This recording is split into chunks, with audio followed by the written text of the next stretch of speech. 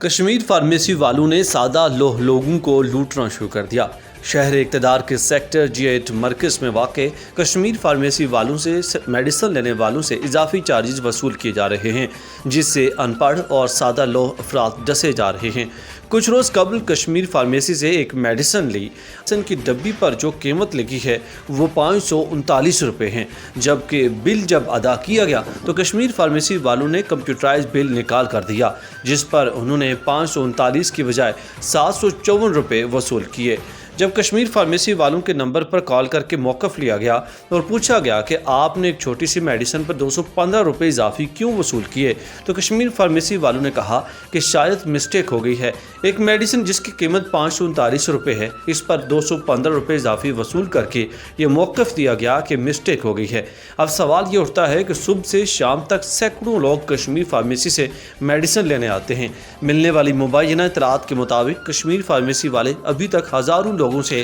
اضافی قیمتیں وصول کر چکے ہیں۔ غریب اور سادہ لوہ افراد ہر روز ڈسے جا رہے ہیں۔ کشمیر فارمیسی والوں کی اس حرکت کی وجہ سے میڈیسن لینے والے افراد مایوس ہو چکے ہیں اور بہت سارے لوگوں نے کہا ہم دوبارہ کشمیر فارمیسی سے کوئی میڈیسن نہیں لیں گے۔ CID نیوز نیٹورک کی ٹیم جب کشمیر فارمیسی پہنچی اور جب ان سے موقف لیا گیا تو یہ آئیں بائیں شائیں کرنے لگے، ساتھ ہی صحافی سے کال کروائی، جس پر CID نیوز کے CEO میں صحافی سے بات کی اور اس کال کے جواب دیا کہ جہاں غلط کام ہوتا ہے اس کے پیچھے ہمارے صحافی کیوں ہوتے ہیں، آپ لوگ ان کے ساتھ کیوں دیتے ہو، لہٰذا میں آپ کو نہیں جانتا، جہاں جرم ہوگا وہاں CID آواز بلند کرے گی۔ اسلام آباد انتظامیہ کو چاہیے کہ فوری طور پر نوٹس لے۔